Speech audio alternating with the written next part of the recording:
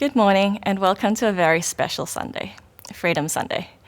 My name is Sue-Ann and I've been part of the Northside community for about 4.5 years. During the week, I work for a nonprofit called International Justice Mission, and we work to protect the poor from slavery and violence. So I'm really excited today to have my Northside hat on and my IJM hat on as we celebrate Freedom Sunday together. We're standing with the global church and dedicating this Sunday to ending slavery. We have a few different things lined up for you over the next hour or so. We've got songs, a spoken word, a survivor story, a great sermon, and we'll also hear from 3 other Northsiders. I'm not the only one in this space seeking justice. You may recognise some others. I should also provide a content warning for you at this point. Because we are talking about justice and slavery, some of the things we'll see and hear today are a little bit confronting. So if you need to step away, if you need to switch off, that's totally okay. Please look after yourself if you need to. But for most of us, I hope that what we see today will be deeply challenging on the one hand, but also deeply encouraging as we look at how God is already at work freeing those in slavery.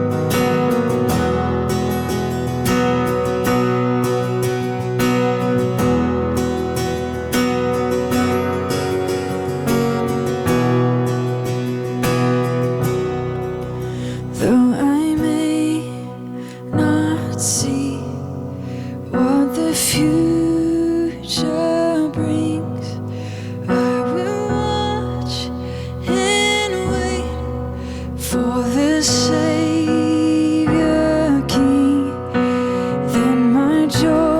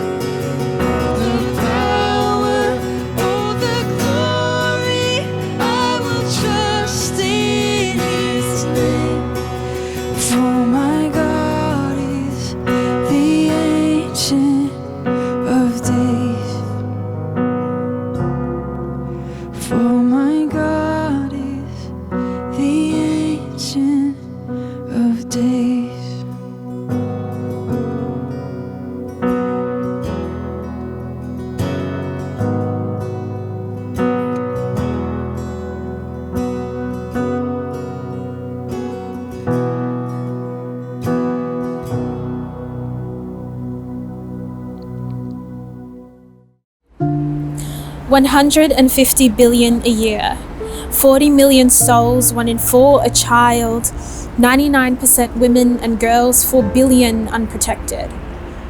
I know it's easy to quote these numbers to you. After all, they're just that, numbers.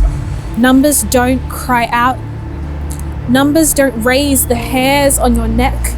Numbers don't breathe or run, don't have eyes that reveal a life of unfathomable horrors. But people do. While we live comfortably in this city, what we hardly hear or see is that the same devices used to reach, speak, hear, and teach are the same devices being devised to destroy souls worldwide. Offenders using their laptop screens to witness some of the most heinous things.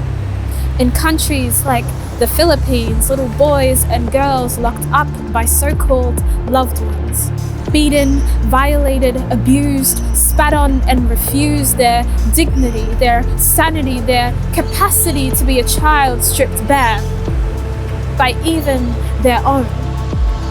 So tell me, how can a child trust anymore when they're no longer safe in their own homes? 1 million victims alone, this 24-hour cycle with children reduced to clickbait. Traders no longer only shipping the abused, and I thought we were getting better in this digital age. Seems that no level of innovation can cure the darkest parts of man's heart. That requires spiritual restoration. In Ghana's fishing industry, 50,000 little ones risk their lives on the high seas. I'm talking 19-hour days on Lake Volta. Sun up to sundown, friend drowns. Sun up to sundown, friend drowns. Yet who knows if these little ones will have enough to eat? This calamity a reality for thousands. No escape, no way home, so afraid, where can they go? Yet the sirens of freedom ring. She's the sound of a rescue boat riding along the high seas, or an effective sting to break a 5-year cycle of a silent child's loss of dignity. She's the tender care of a social worker. She's the resounding voice of justice yearning from the hilltop. She's you and me. So let us be the hands and feet, and though things look dim, let us look to Him. Now, 150 billion a year, 40 million souls, 1 in 4 a child, 99% women and girls, 4 billion unprotected by the law. But today, tell me, what will you do?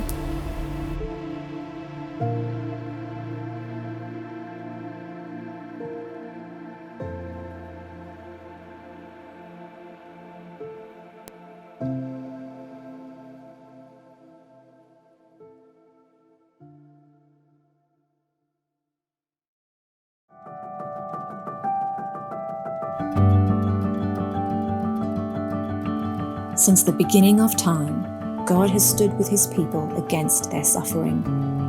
The God who is, who was, and is to come sees the child sold online, knows the woman whose body is not her own, and strengthens the man who is brutally beaten.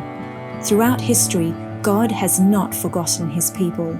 He finds the lost and rejoices in their freedom. The chain breaker, the healer, the Almighty God stands. He calls those brought back, those made new, the church, to join Him. Church, your obedience to God's work is building a movement, and that movement is Freedom Sunday.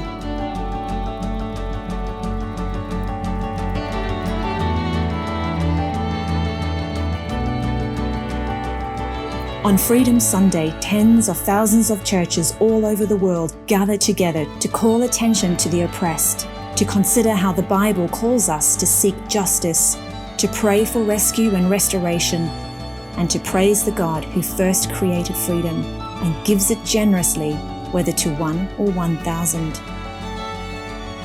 Together, we're an unstoppable force. His work to rescue, protect, and restore is our work.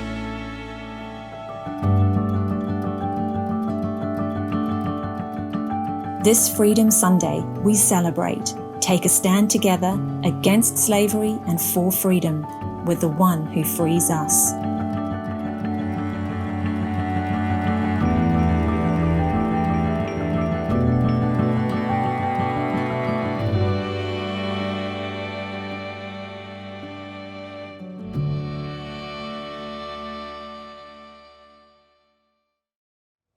Hi everyone, I'm Jo Mansfield. I've been coming to Northside for about 6 years now, and as a lawyer as well as a Christian, I really care about the treatment of people and justice for people. I first became involved in the anti-trafficking work while I was in Solomon Islands. I lived there for a few years working for a US State Department program on anti-trafficking in persons. And back in Australia, I've been involved now more in a preventative way by being CEO of WorldShare, a Christian aid and development agency where we try to provide education and job opportunities for people so that they don't fall victim to trafficking. But one of the things I'm really pleased about has been to journey with IJM Australia since they launched and be able to walk with them as they've grown since 2014. I've been, first of all, as company secretary and now on the board, and it's such an honour to work and support their work as they live out God's heart for justice in such a professional way. Hi, I'm Dr. Stephen Morse. I'm the co-founder and CEO of Unchained Business Services. My journey with modern slavery began 10 years ago when Sarah and I embarked on our mission trip to Spain in order to help set up a project there to combat this issue, particularly human trafficking into the sex industry. During that time, I completed my doctoral research looking at the male demand for sexual services while Sarah worked in a safe house for women who had been trafficked on the streets, providing necessary healthcare to them. We came back in 2016 and have been part of Northside since 2017. And we've set up a company 3 years ago now called Unchained Business Services. And we help companies in Australia to meet the compliance of the Modern Slavery Act and to make a positive social impact on the survivors of modern slavery. Hey, my name's Belinda and I've been at Northside since 2011. This year I published a book called Wildflowers. It's a coffee table book that tells the stories of survivors of human trafficking and also shares about the organisations who support them. People like International Justice Mission, 10,000 Windows, Regenesis BPO and Voice of the Free. So the idea behind Wildflowers wasn't just to create awareness around the realities of human trafficking and the horrors of it, but to also inspire readers to realise there's a tangible impact being made and we can be part of that. We can also make a real and meaningful impact in the fight for justice. Now we're going to take a deeper dive into the world of sex trafficking by watching the story of a survivor named Shadna. After that, my colleague Dave Gronenboom will share a message with us from the Book of Kings.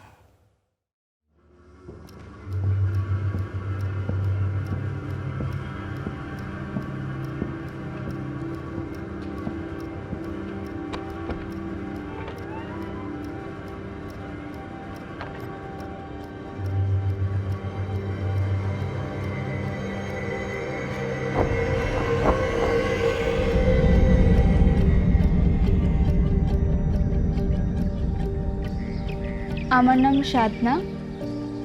যখন ছোট ছিলাম তখন আমার ভয় বলে কিছু ছিল না। আমি যখন ছোট ছিলাম তখন গাছে উঠতাম, মাছ ধরতাম, তো তখন এইসব জিনিসে আমার কোনো ভয় থাকতো না, মানে তখন কোনো ভয় লাগতো না যে কে বকবে, কে মারবে।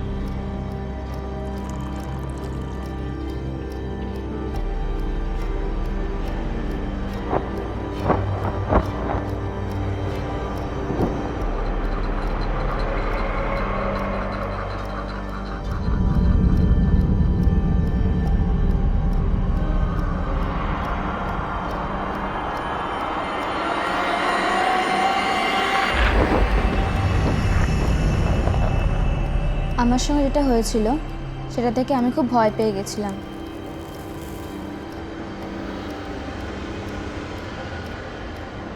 আমার জীবনে কিছু হবে না আর আমার জীবনে কোনো দাম নেই, আমি একটা মূল্যহীন মেয়ে হয়ে গেছি, তখন এরকমই হতো।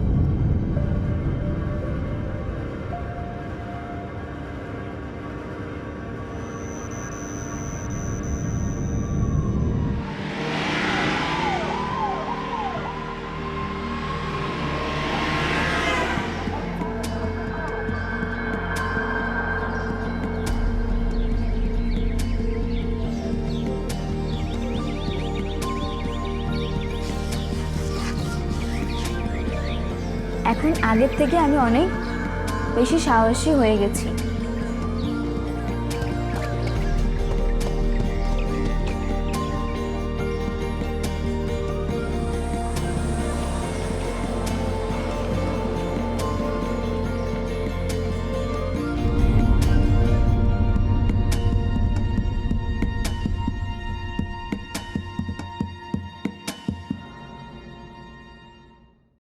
Our reading today is from 2 Kings chapter 4, verses 1 to 7. The wife of a man from the company of the prophets cried out to Elisha, "Your servant, my husband, is dead, and you know that he revered the Lord.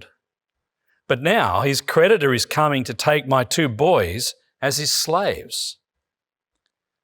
Elisha replied to her, "How can I help you? Tell me, what do you have in your house?" "Your servant has nothing there at all," she said, "except a small jar of olive oil." Elisha said, "Go around and ask all your neighbours for empty jars. Don't ask just for a few. Then go inside and shut the door behind you and your sons. Pour oil into all the jars, and as each is filled, put it to one side." She left him and shut the door behind her and her sons. They brought the jars to her, and she kept pouring.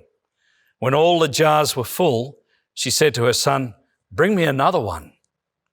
But he replied, "There isn't a jar left." Then the oil stopped flowing. She went and told the man of God, and he said, "Go, sell the oil and pay the debts, and you and your sons can live on what is left." Well, there's little doubt that the people who influence us most in life are our parents. And I'm sure you will have found yourself unconsciously copying some of the things that your parents once did. That's happened with me a lot. I've found myself reflecting my father's actions many a time.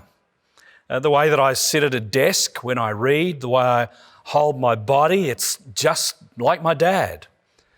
The way I grab my head when I'm exasperated, it's just like my dad. All those imitated behaviours can be positive, they can be negative, and 1,000 shades in between. And when it happens, I'll sometimes ask myself, well, where did that come from? Did I consciously copy that, or is it in my wiring? And I'll leave the answer to that question to the nature-nurture theorists. But positively, of course, any parent would be keen to see their children imitating their good habits. That would have to be one of the best ways to influence future generations, that our children might embody our better character. And that's where I want us to begin today, because that's what God wants of His children. God wants nothing more than for His people to embody His character in His world. But when you read the Bible, that's not always what God's people have been known for. Think about what we've just read in 2 Kings chapter 4. We have a widow crying out to Elisha for help. Her husband, a man from the company of the prophets, we would say today a pastor or a senior pastor, has died and he owes money to another man. And to make up for that debt, that other man is coming to take this widow's sons as his slaves. Now, can you imagine a more horrific situation for parents? You've just buried your husband. You're in all sorts of grief, and now your sons are about to be taken away as slaves. And in the ancient Near East, where this event happened, there's no Centrelink, there's no widow's pension. Your sons really are your future. They're your lifeline. They're your economic security.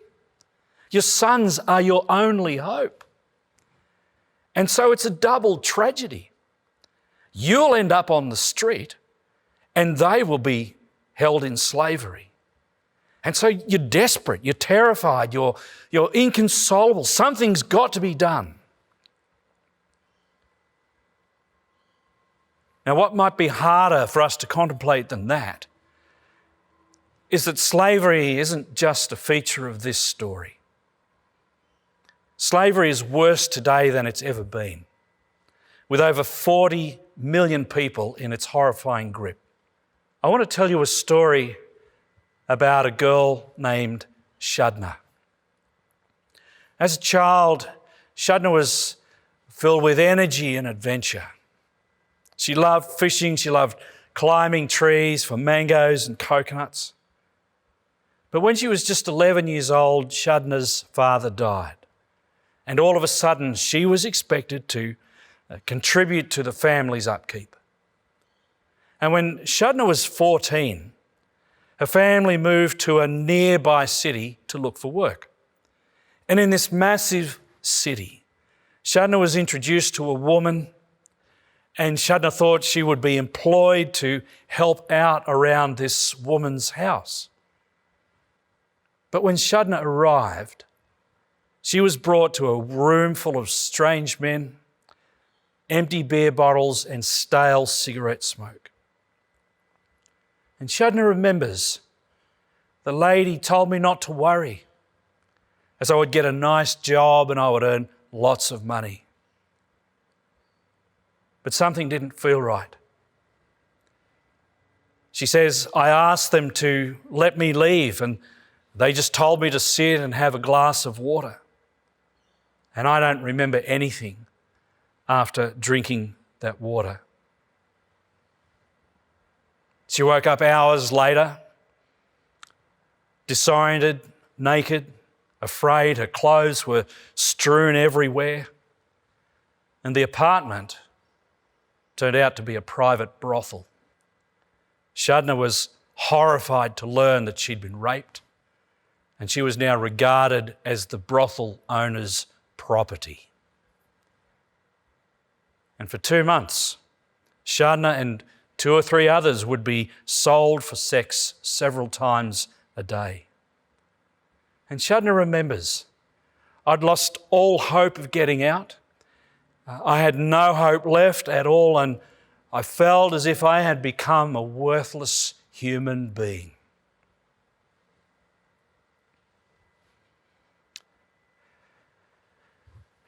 Now, we don't know what kind of slavery awaited these 2 boys in 2 Kings 4, the widow's 2 sons. And true, there were forms of slavery regularly practiced in the ancient Near East. But one thing was sure, God, the God of the Scriptures, had expressly forbidden Israel to enslave their own people. And so when Elisha hears about this, he's gravely concerned about it, and you can sense he's grasping for a solution. He suggests to the widow, maybe you can sell some stuff to clear the debt. But all she has is a tiny jar of olive oil. Now, some background here. Olive oil was a very versatile commodity. It was practical. You could use it in cooking, you could use it in lamps. It was medicinal, used on wounds to stop infection. It was ceremonial, a symbol of God's blessing, a symbol of His prosperity and thriving in the kingdom. And that's what I want us to think about when we think about olive oil in this passage. You see, the fact that the widow's jar of olive oil was tiny, that she only had a small amount of olive oil is quite symbolic. It's telling us something about the state of Israel, about the state of the soul of the people of God. In that once great nation, there was hardly any blessing. There was little prosperity. No one was thriving. Israel's national soul is parched in the midst of a grinding spiritual drought. And that being so, it seems a little odd that Elisha tells the widow to go from house to house and collect as many empty jars as she can. It seems so futile. But obediently she does that. She sends her boys out. They gather a multitude of jars and they go inside and they close the door. They do what Elisha says. And she takes that little jar of olive oil and she fills up these much larger jars with that tiny jar. She fills one jar, she moves that aside, she grabs another huge jar and she fills it up with that tiny jar of olive oil. And she keeps doing it, jar after jar after jar. No matter how big these jars are, her little jar never runs out. Now, can you see what's happening here? This is like printing money.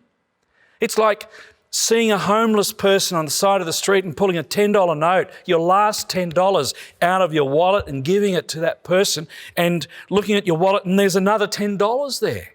So you give that to someone else and there's another $10 there. And you keep giving that money away and it just keeps being replaced in your wallet. Can you see what this is about?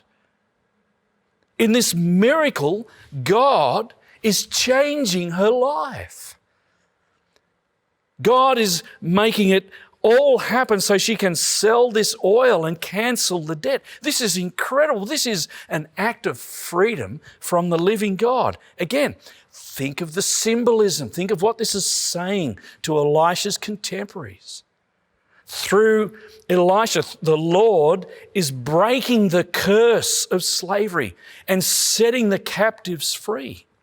The grace of God is being displayed gloriously through Elisha, and the presence of God amongst his people is proclaimed as their only hope. Now, as amazing as that miracle is, there's more going on here than a widow's oil crisis. And so we can understand that well. I want you to think of employee reliability in our current workplace context. Imagine you've got a new job and one day you find yourself, it's going great, everything's going really, really well. But one day the business is slow and you find yourself scrolling down the Facebook feed and the boss finds out. And she takes you aside and explains very clearly the company policy that when you're at work, Facebook is off limits. You want to keep your job, so you accept the guidance and you get back to work. And it's all good for a while, but a few weeks later, things are slow again, and sure enough, you stray back to the Facebook feed just to see what's happening, see what's going on in the world. And the boss finds out again. And this time she says, I need to speak to you in my office. And after that conversation, again, you're a bit rattled, but you're on your best behaviour. But a few weeks later, there you go again. And once again, the boss finds out. Now, ask yourself, what is that boss thinking about this employee? She's thinking, what's wrong with this person? I hired them to do a specific job. And despite my warnings and despite the counsel that I've given them, they're just not doing what I've called them, what I've hired them to do. Go back to 2 Kings. We need to think of Israel in the time of Elisha a little bit like that employee, because the Lord had called Israel to be a shining light to the nations around them.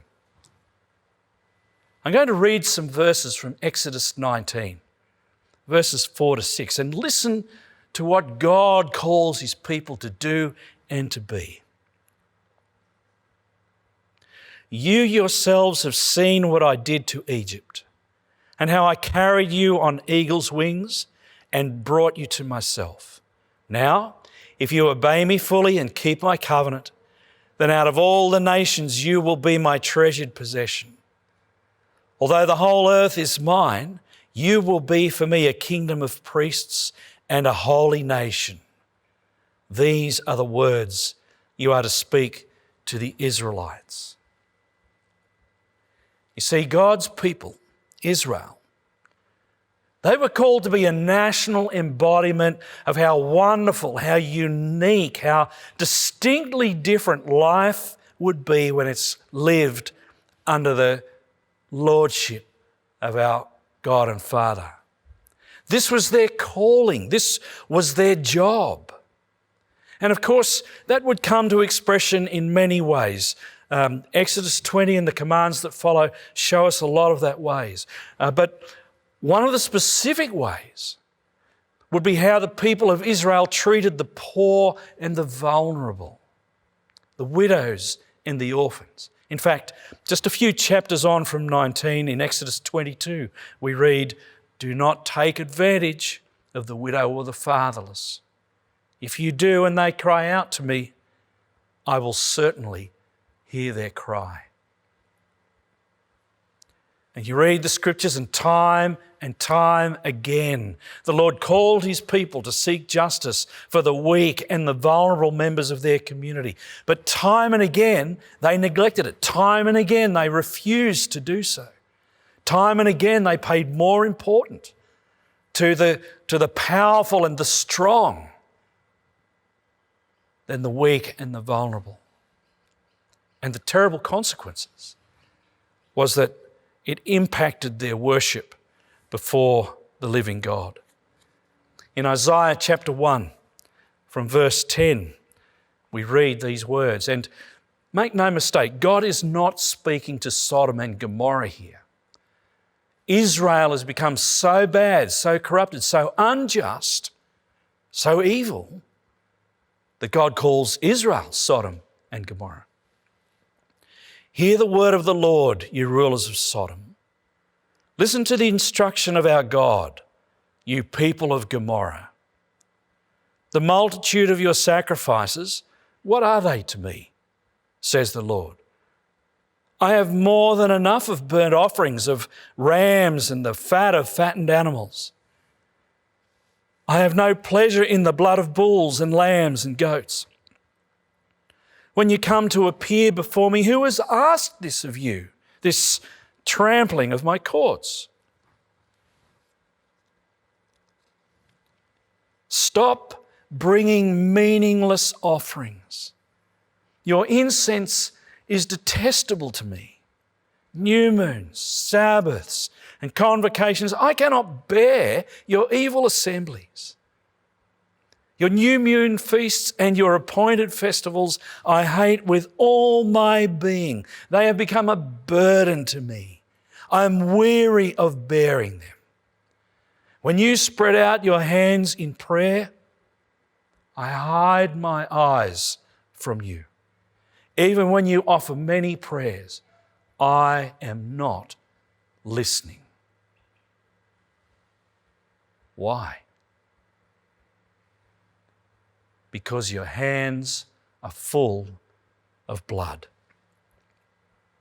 Wash, make yourselves clean. Take your evil deeds out of my sight. Stop doing wrong. Learn to do right. Seek justice.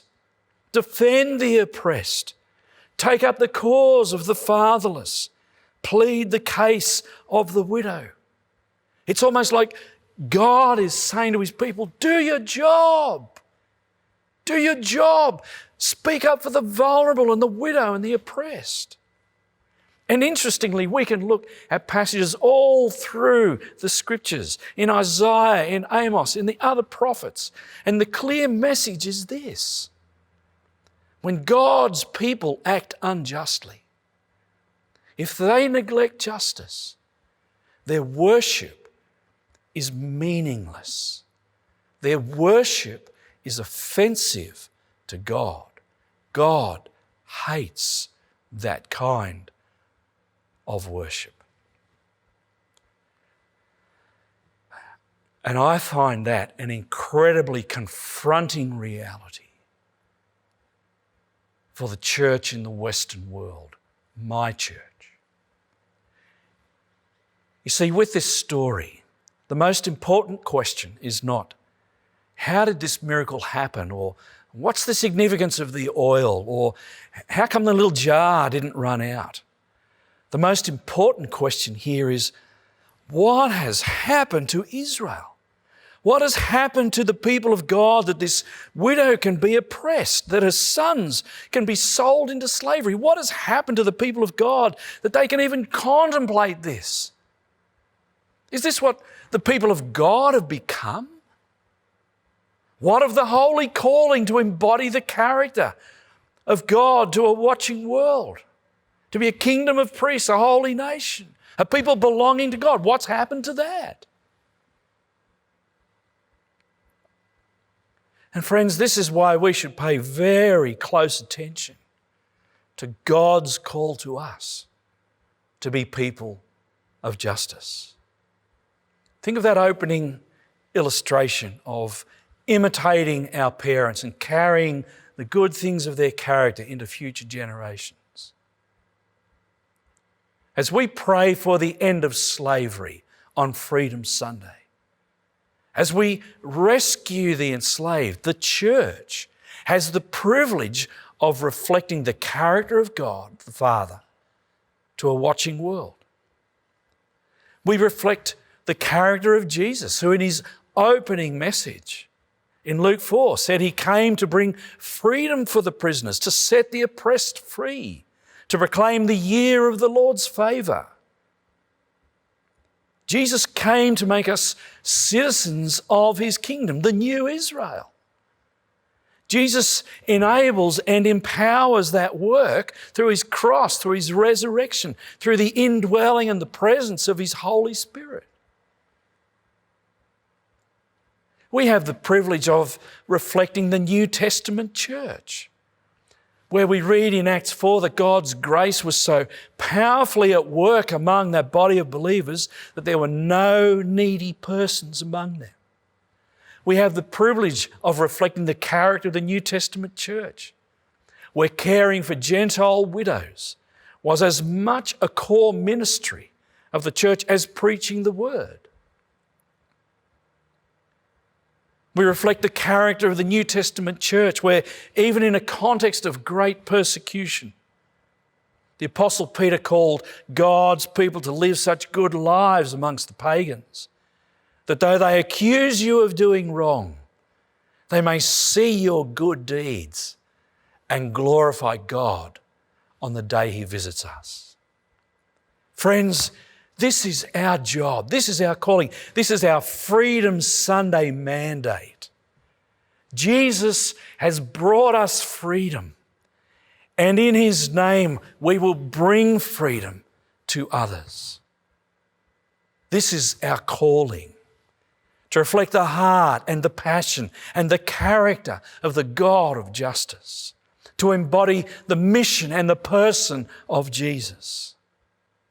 Pursuing justice is the calling of God's people. It always has been and always will be.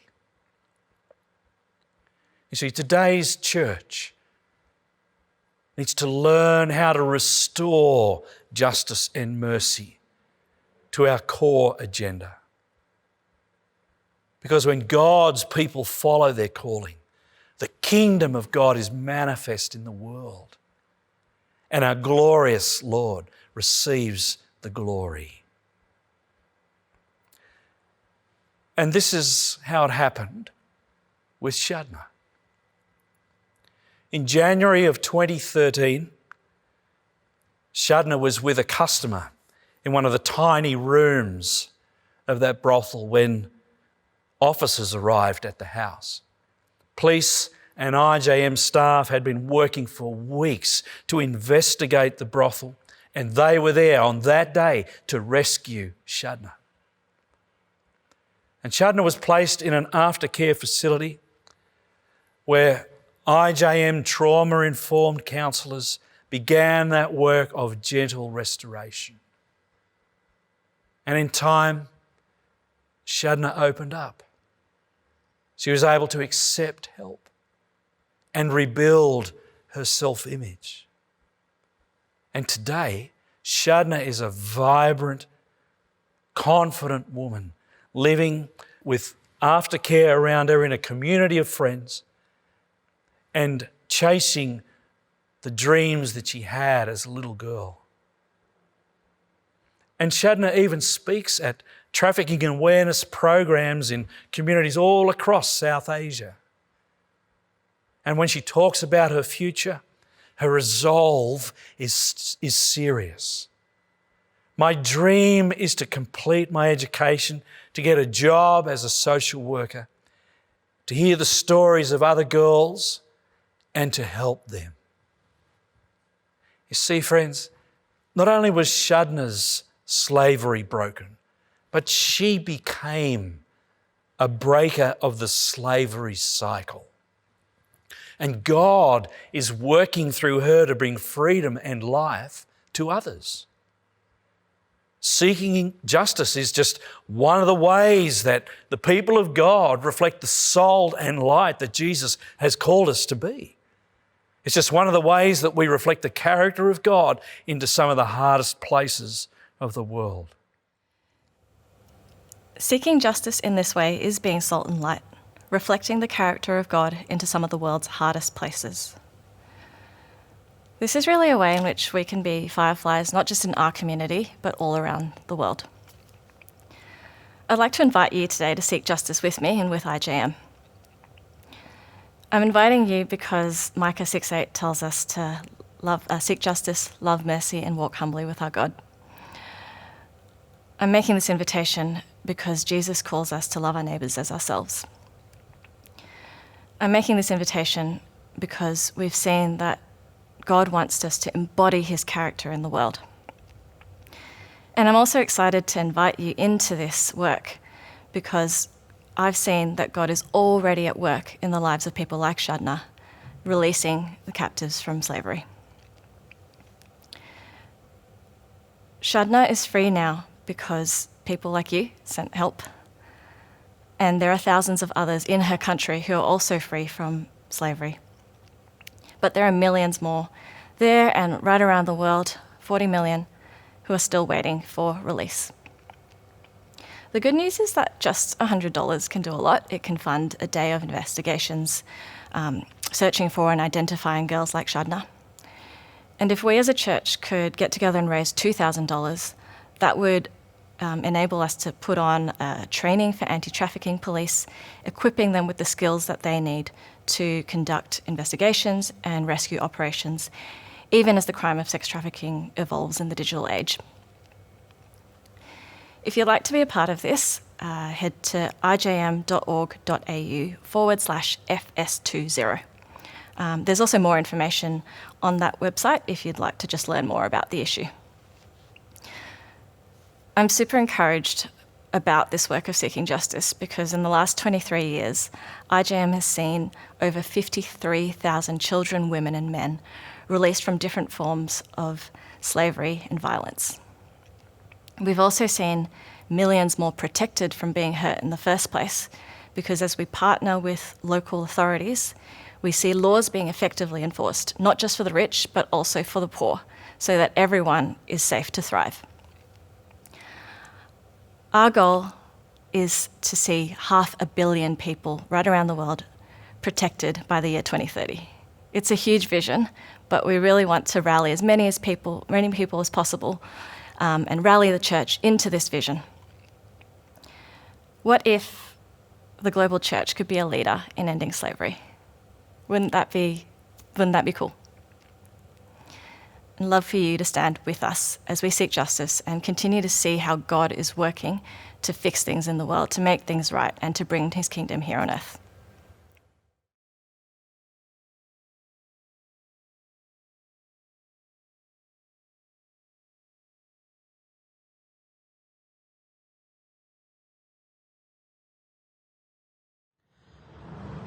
I've been a Christian all my life, and I can see very clearly the way in which God has taken me through several stages of faith.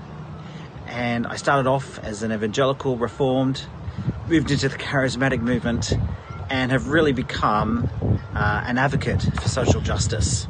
And the heart of God for justice for me, the key signature piece, is Isaiah 58, where God really has called me to stand in solidarity with the poor and the oppressed. That is really where God is at work. And so my faith drives everything that I do. My faith in God, that this is God's creation. It's a good creation. It's got its problems. It's screaming out for salvation. And yet God is at work. And so my faith draws me to look and to perceive where the kingdom of God is at hand and where the mark of Jesus is in the face of human beings. What I've learned about God working in this space is that God is a God of justice. You cannot read the Bible and not see how much his heart pours out for people who are oppressed, who are vulnerable, who are victims.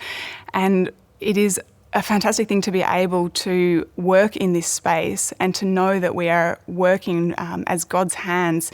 We know that he calls us to bring about his kingdom in this life, in this time, and not just to wait for the life to come. And so we can be part of that and partner with him as he grieves with us, but also as he empowers us to be able to make a difference. So a couple of things that I learned along the journey of making Wildflowers was that even after some of the most traumatic and horrendous experiences, that God is able to heal and restore.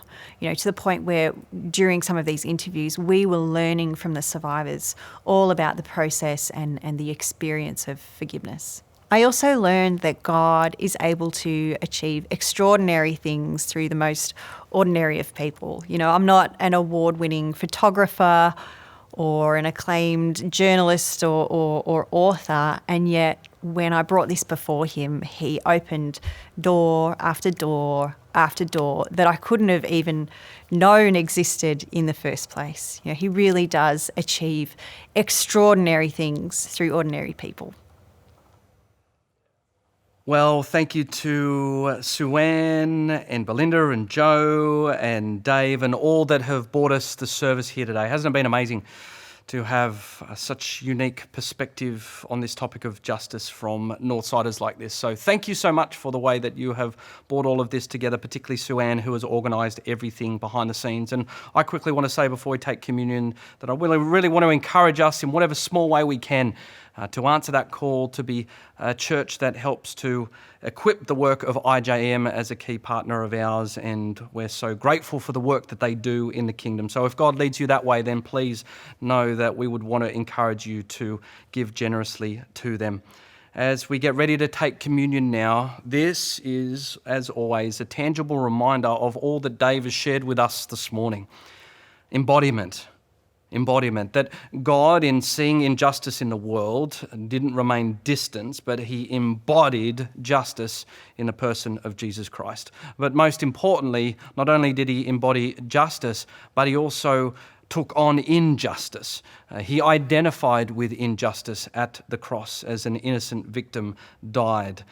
And so as we recognise that this morning, may we, as I've always said, take our smaller story into the big story. If we are going to continue to be fireflies, people who embody Jesus, people who embody justice, recognise that Jesus never calls us to do anything that he hasn't first done himself.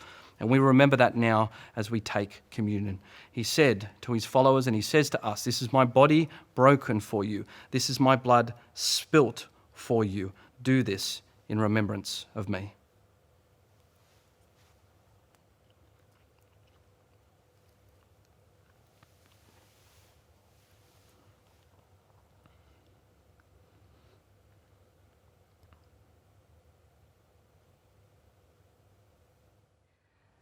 Well, I know a lot of what we've heard today has been deeply challenging for us.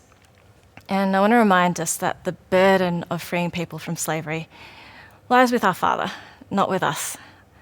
We're invited to partner with him, but he really wants us to seek him in prayer and know that he is doing this work. So I'm going to lead us in a prayer of release and entrustment. Please pray with me. Our extraordinary God, thank you for commissioning us ordinary people into this ministry of prayer for rescue and deliverance. We have heard stories for deliverance from a kind of suffering and despair that is more than our humanity can bear. O God of light, by your mercy, dispel this darkness and speed the dawn. Lift us from any burden of sadness, fear, and despair that weighs us down because of this sinful world. Where we have been tempted to anger, bitterness, or hopelessness, fill us instead with your joy, love, and peace. As it says in Psalm 10, Lord, you know the hopes of the helpless. Surely you will hear their cries and comfort them. You will bring justice to the orphans and the oppressed, so mere people can no longer terrify them. May all those who now lie beyond the reach of safety and freedom remain in your watchful, tender care. For this day, we leave all that we have heard and prayed in your gentle hands. In the mighty name of Jesus. Amen. Well, thank you for joining us for this Freedom Sunday. You're standing with thousands and thousands around the world. I hope that while it has been challenging, that it has also been deeply encouraging for you, as it has been for me, to see how active our God is in bringing rescue and restoration right around the world. So as we go out into our weeks, may His Spirit remain with us, and may we embody the character of God in all that we do and say.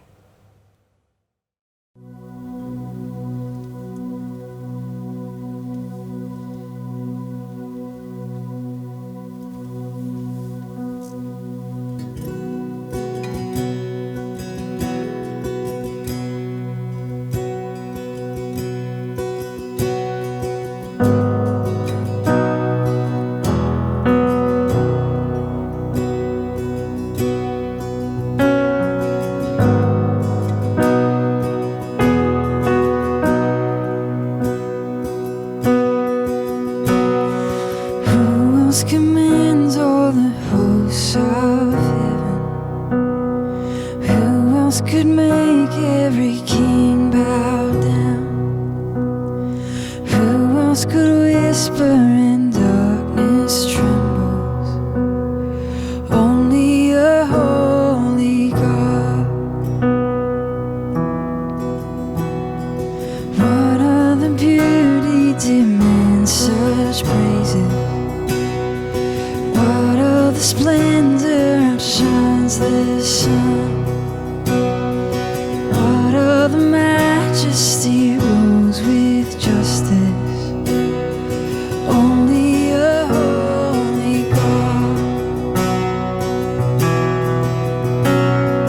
Come and behold Him, the one and the only. Sing holy, forever holy God. Come and worship the holy God.